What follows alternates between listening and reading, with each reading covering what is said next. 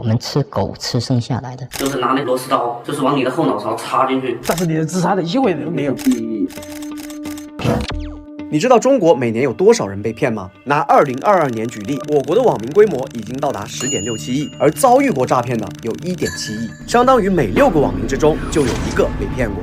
而导致这一切的根源，就是以缅北为代表的诈骗集团。现如今，他们的体系之成熟，手段之残忍，骗术之狡诈，绝对突破了身为一个人的底线和认知。我敢说，只要你被盯上，就很难再逃掉。如果你不信，那请听我细细道来。观看提醒：看完本期视频，你将深度了解缅甸的整个诈骗产业与骗术，部分内容可能会引起不适，但还是建议叫上家人一起观看。众所周知，缅甸的黑色产业主要集中在缅北地区，这块区域正好与中国、泰国、老挝3国交汇，有一条非常明确的边境线。而那些受害人呢，就是在这条线上被强压着走山路偷渡出去的。因为历史原因，缅北虽然隶属于缅甸，但实际上已经完全脱离了缅甸政府的管制，成为了全球非法产业的聚集之地。而这些产业主要由5个角色组成，分别是卡头、黑客、水房、主管与军阀。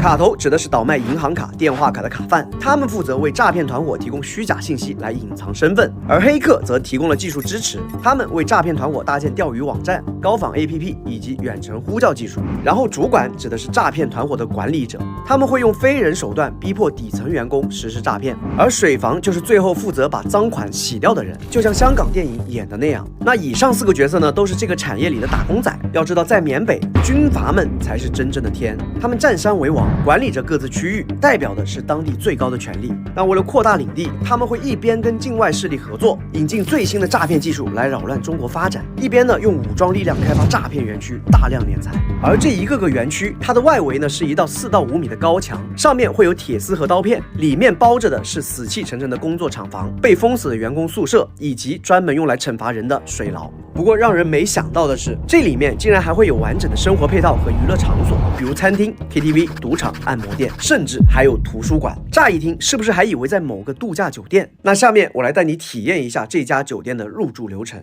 当你被骗进园区的第1天，如果你是男人，你就会被逼着签一份赔付合同，先背上几十万的欠款，里面呢包括空气呼吸费、地板磨损费、看美女同事费等莫名其妙的费用。然后在接下来的几天，你就会成为狗推，也就是他们的诈骗员工。每个月呢必须完成20-30万的保底业绩，如果完不成，你就会被暴打、被电击，甚至放入水牢，让你在满是蛇虫蚊蚁的污水中吃喝拉撒，持续数日，直到把你训练成一个能月骗100万的优秀狗推为止。而如果你是女人，则会根据颜值被分成3、6、9等分批售卖。颜值好的当场就会被一群男性开火车，然后卖给当地富人，沦为被囚禁的玩物。颜值一般的，则是去 KTV、酒吧等地方，成为扶手，逼迫你卖淫、陪酒、吸毒。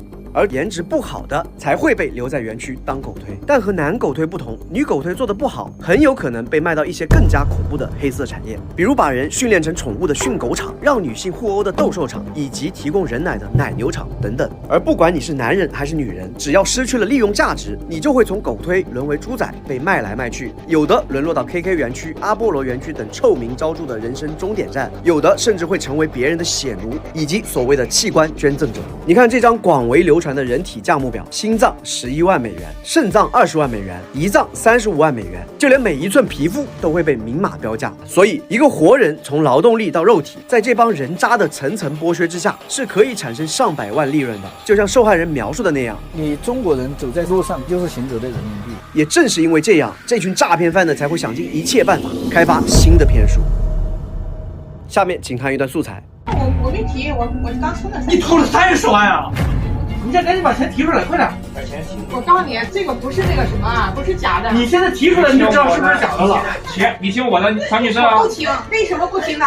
你们都没证实这个大赛是真的假的。上面这种情况就是现在预防诈骗遇到的最大困境。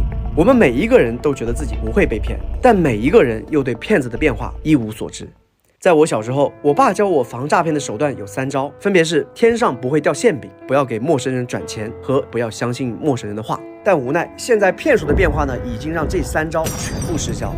下面我一个一个说，大家可以尝试代入一下，看看自己会被骗几次。1、针对大学生的骗局。假设你现在是一名大学生，毕业后呢找到了一份工作，他不仅工资不低，工作内容轻松，而且主管呢还经常带大家出去聚餐。就在这样的情况下呢，你安安稳稳的工作了6个月，在此期间工资都会准时到账，偶尔还会有绩效奖金。然后突然有一天，公司以业绩好为由，组织大家一起去泰国团建，请问你去还是不去？如果你去了，那么你将会和其他同事一起被卖给泰国当地的蛇头，然后被强制带到缅甸。我绝对没有在危言耸听，因为早在19年就有诈骗团伙以类似的方式骗了上百人，不过当时呢是以境外工作为由，把受害者骗去菲律宾，手法如出一辙。请问这算是天上掉馅饼吗？真实的场地，真实的工作，真实的发了6个月工资，别说是大学生了，换作是你，在看视频之前，你防得住吗？2. 针对青少年的骗局。假设你现在是一位青少年，然后呢，在游戏里认识了一位开黑队友，这个人呢时间很多，天天找你玩游戏，而且呢还时不时的就给你送皮肤、发红包，让你很是开心。等过了几个月之后，突然这位好基友主动邀请你去他那边玩，不仅给你订机票，而且呢还给你转了9000元的路费。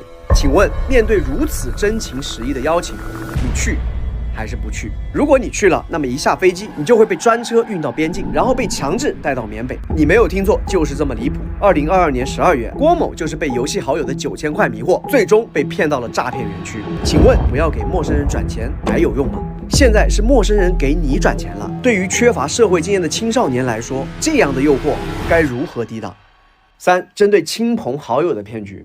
假设你现在是一位女网红，经常会出门旅游拍照。有一天，你相处多年的好闺蜜失恋了，希望你假期陪她到东南亚散散心。同时呢，你闺蜜的妈妈也让你去陪陪她，确保她别做傻事。请问你去还是不去？如果你去了，那么你就会被闺蜜卖到当地的诈骗园区，受尽凌辱。我没有任何夸张，以上就是网红雅典娜最近的真实遭遇。她所谓的闺蜜的妈妈都是诈骗团伙的帮凶，而她本人至今生死未卜。据说她的家人已经交了80万赎金，最终也没救出来。而像这样被亲朋好友骗去的案例呢，更是数不胜数。请问，不要相信陌生人的话还有用吗？那么亲人和朋友的呢？那面对这些防不胜防的骗术，咱们真的没有办法预防吗？带着这个问题，我们开车前往了宁波，拜访了鄞州区反诈中心的周警官。在和他面对面沟通了6个小时之后，终于得出了预防3部曲。第一，防自己。啥意思呢？就是不要再自信的觉得诈骗离咱们很远，自己不会被骗。现在种种迹象表明，诈骗已经深入到社会的骨髓，所以对于防诈，咱们一定要收起之前的傲慢，开始认真对待反诈知识。第二，防骗子。在这方面呢，国家已经给了很多支持，我来列举一下。2. 遇到好事发现馅饼，先打96110。3. 没事不要去缅北边境地区，如果真的要去，请提前联系边防12367。4. 收藏中国驻缅甸大使馆电话。5. 收藏中国公民境外求助电话。以上方法亲测有效，大家放心收藏。最后就是防境外势力了。最近关于缅北的视频中呢，经常会看到评论区有人在针对云南有没有守好边境，受害人是不是自愿去缅北的问题进行争论。但是大家有没有想过，有了这些争论后，真正受益的人会是谁？原本咱们是在曝光缅北宣传反诈的，结果呢却变成了讨论受害人和云南。那受害人有没有罪，法院会酌情判断。云南边防做得好不好，但凡了解过一点都不会去质疑。就像周警官说的，不要去取笑这个被骗的人，觉得他好像罪有应得，明白。这种心理是正常的，但是是不合适的。造成这种大家的内耗，是因为背后的黑手他们在操纵这个。是的，反诈的敌人只有一个，那就是组织诈骗团伙的境外势力。咱们千万不要再被利用了。在我做这期视频期间，我又看到了淮南的17岁男孩秦翔，他在打暑期工的时候呢，被骗到了缅北，目前杳无音讯，他的父母只能在网上实名求助。我觉得这段时间大家对于缅北的关注已经在上升了，但依然还是有人陆陆续续被骗，所以我恳请各位跟我一样，一起参与到反诈宣传当中来，让更多人对诈骗、对缅甸有个基本认知，避免再出现更多的悲剧。全民反诈。